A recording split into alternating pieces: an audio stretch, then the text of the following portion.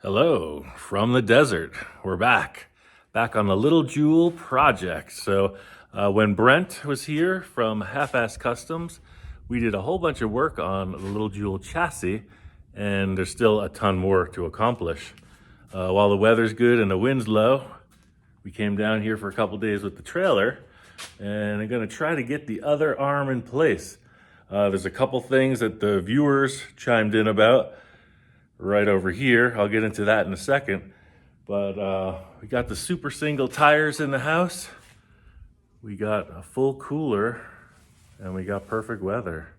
Probably gonna time lapse a bunch of stuff. We're gonna get it on.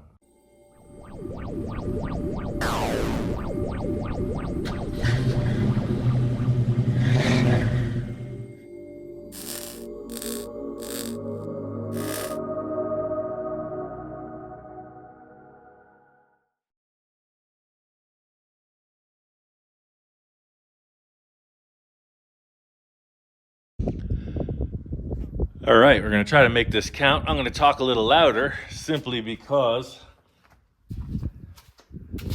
I forgot the microphones at home. So it's nice and quiet out here.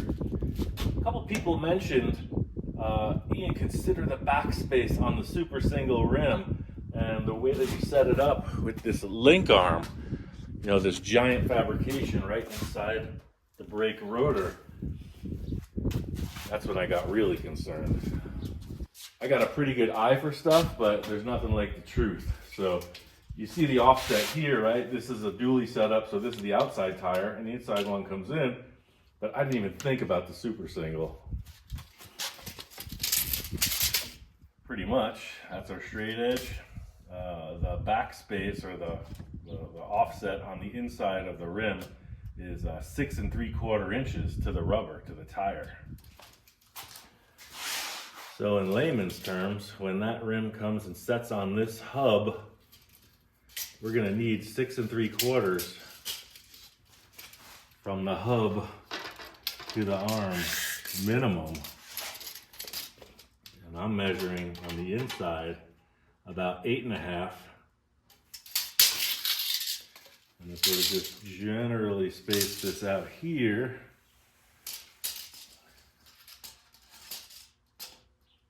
we got 8 inches for the arm. So that's a heck of a relief. It's gonna fit. So I guess what I'm gonna do is I'm gonna set this up on time lapse, and I'm going to mimic what Brent and I accomplished here. There's gonna be a lot more structure and gusseting to be put in here, but all in all, it's gonna work. Let's time lapse. Jamie, montage. So you're probably thinking about those measurements that I just said, right? I was just talking gibberish. In a nutshell, there's gonna be plenty of room between the tire and that arm. The math, I just reviewed that. It doesn't add up, but there's gonna be a space, probably around an inch, give or take. Disclaimer. It's gonna be a pretty big hole to drill. If you remember, we used the 2 5/8 hole saw, and we drilled through these big plates that Brent and I pre-cut. Somebody made a comment about the cutting fluid I'm using, the anchor lube, and they mentioned taking a sponge. I don't have a sponge, but I do have a paper towel. They said take a sponge and put it in the hole saw, right? Then they said take the lube and dump it into the sponge, or in this case, the paper towel, and it's going to self-lubricate. I thought that was pure genius. See that?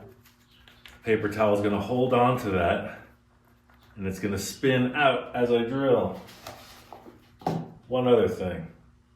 If I wanna wear sandals in the shop while I'm drilling this hole, that's what I'm gonna do. Summer's upon us, the weather's fine. I'm not gonna weld in these sandals.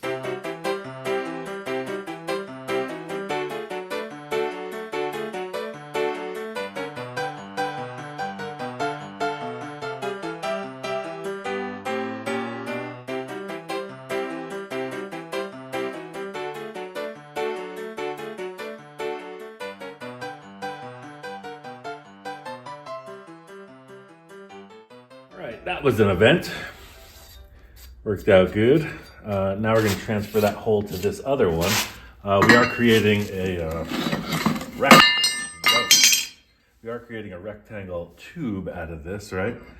So we want the hole to come straight through.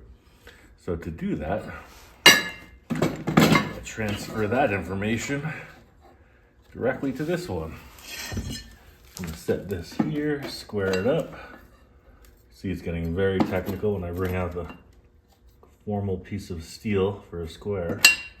The reason I'm doing this is because without me measuring or anything, I can just set this hole saw in there and put the center where it needs to be, because this outside perimeter of the hole saw will fall right into place. So I could start this and then take it off.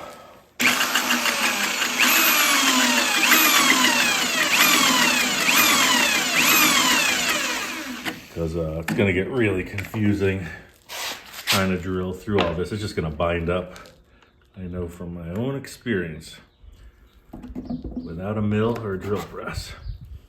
I'll just get this running and then I'll pop the top one off. And just to say, this is a wrestling match. Be careful, especially with one of these drills. You see how choked up on I am, because when that thing catches, it could break your wrist, at least with this drill. Super, super torquey. Yeah.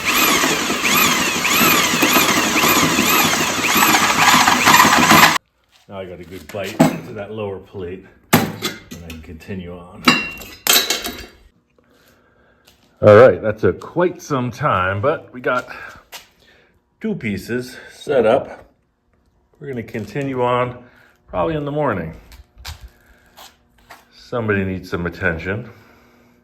Is it you? Do you want to have some treats? Do you want a bath? You want a bath? No. Snacks? Not a word. You know, the other shop inspector, the original one, would have something to say. Oh, he's speechless. Well, the floor's a lot cooler than the air temperature. See you tomorrow. All right, day 2. We got that stuff drilled, wherever it is. Jamie is here. She's going to be filming today as well. But before we get into that part of it, I'm going to try to assemble this. Hi, Blue. So there's going to be a lot of banging. You're not going to want to be here for this. Yeah, I got these two things set. It fits this tube perfectly. And when me and Brent were here, we really had a struggle pounding that rod, or rather pounding that tube into these bushings. But we got it. I have a larger hammer this time, so yeah, here we go, time lapse and assemble.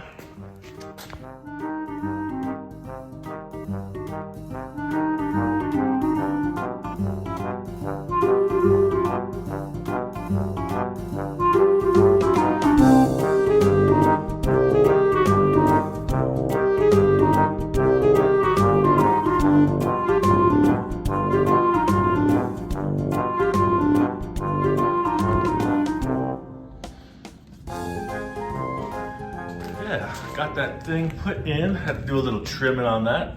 Now I'm gonna weld this all together because it's locked in place.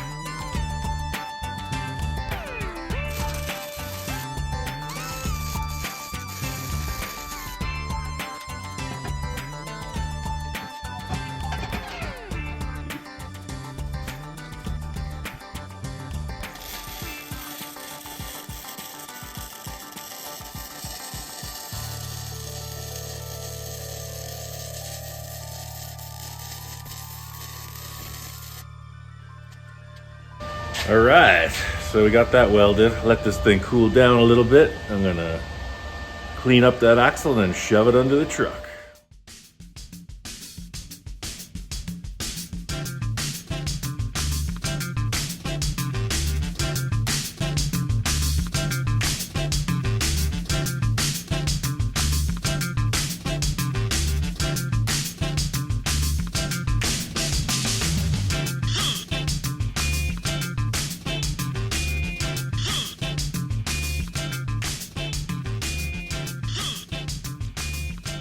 Making progress here. We got this in place and the rear is tacked. You can see we're gonna need a significant amount of gusseting and reinforcement. But this is a little close-up detail of this aluminum piece that Marty made. I captured the bolts with a weld back on what will be the inside. And then this slips into that large heim joint shape. And a tube welds onto that as a standoff between the chassis and that heim joint. Here is the aforementioned tube, and then the nuts and everything get captured in there like that. But I'm gonna flip it over and weld it.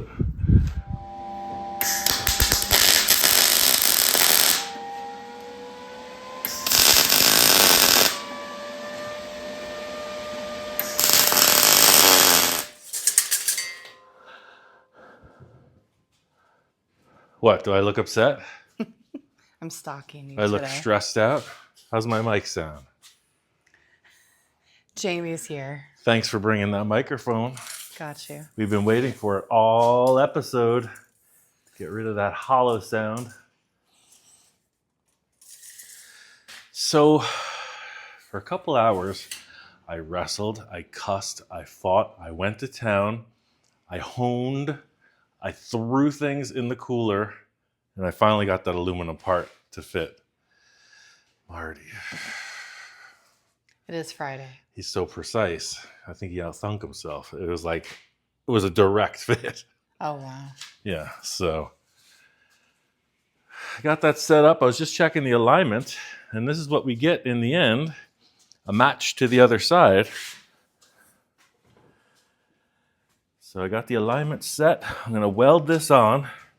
Then I'm gonna lay out a couple gussets, and we're gonna end this because I'm drilling the heck out of all these. I'm gonna start with 4 bolts per side, but there's probably gonna be a dozen. Probably 6 in each plate. So 24 grade 8 hardware 1/2 inch to hold that rear structure in place. So let me weld this. I'll lay out that last gusset, and we're gonna call it a day. I mean, the video. We're gonna call it a video. We're gonna call it a cut, an edit, a take. I need a lathe.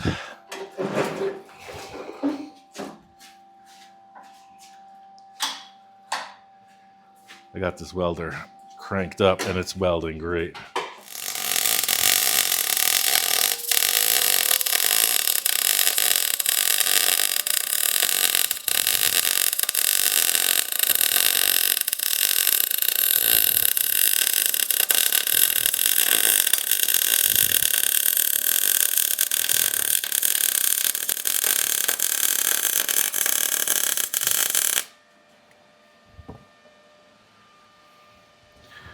All right, first critique of the new welder. I dropped the torch. Oh no. Like it fell off and it cracked this little plastic piece. Not a deal breaker, but first criticism would be this plastic end on here. Again, maybe you shouldn't drop your welder on the ground, but things happen. Things happen.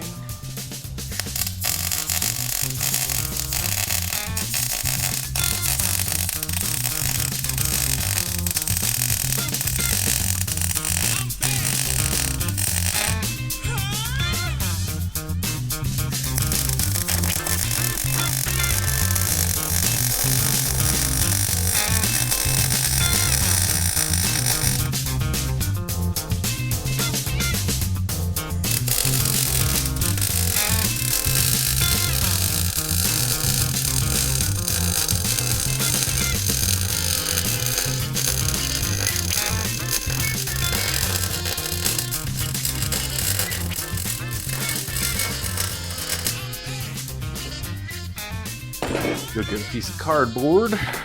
That looks really good. Those airplane parts are dope. All right, so we are moving on this. My goal by the end of the day, we may put in a little snapshot depending on how the edit goes. I would like to lift this up on its tires for the first time. It's still got jack stands under it. But what we're gonna do here, see these, I mean, this thing is a smash fit. It's never coming off, but there's gonna be a washer that has this bolt pattern that holds that so it doesn't come off this way. And then we're gonna gusset the heck out of all this. Probably, I don't know, let's do this much. And I'll probably put it on top like that, because that will be mega strong. So that's our center. We got that.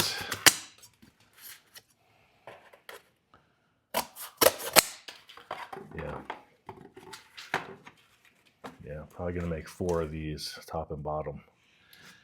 And then the words of a great welder. That ain't going nowhere. Heavy duty. So that's where we're up to. I got a lot of drilling to do. Got some template making. I got some editing. I got some editing. How you feeling? How does it feel to be back in the desert? I love the desert. I know. Me too. It's a little warm. It was a nice night last night. I think we're ready for a little shakedown run. I'm going to tighten all this hardware up. I was just drilling for the past hour, so let me lock these 8 temporary bolts. I mean, they're permanent, but I mean, there's going to be more. It's a temporary holder for the long term. But we should be able to roll it. Ooh.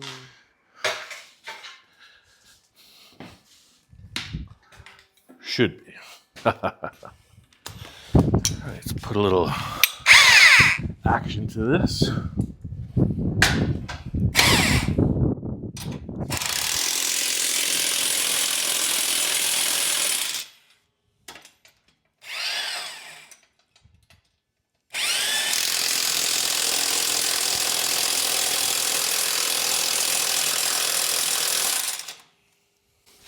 Little grade 8 love. I'll keep her together. Come on.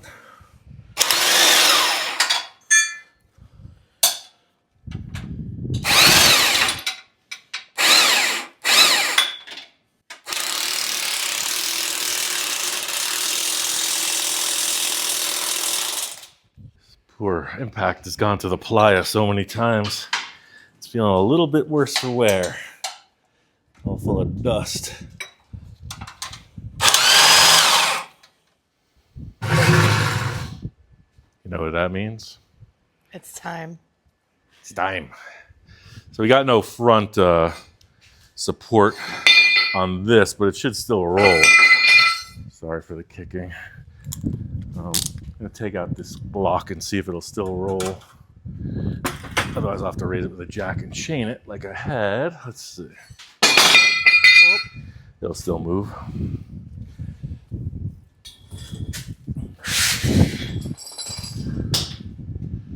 All right, so the drive shaft is not connected. Let's get this cinder block out the way. Let that flop. Check. Raise up the sides. She's heavy. Tell you what. Why do I feel like I'm waiting for Santa Claus? I've only gotten coal, so I don't know what the big hype is about. Ooh, that did something. Oh, she's a big one. I got wheel blocks on it. No wonder it won't roll. It's like, man, that feels like a lot of resistance. Yeah. Aha! A chassis is born. I don't know where we're going to put this thing when we move. It's quite a hunk of steel. Theory proven. It rolls. It's on its tires. Yay. You know what I can say about that? On to the next. Still have 100 million more steps.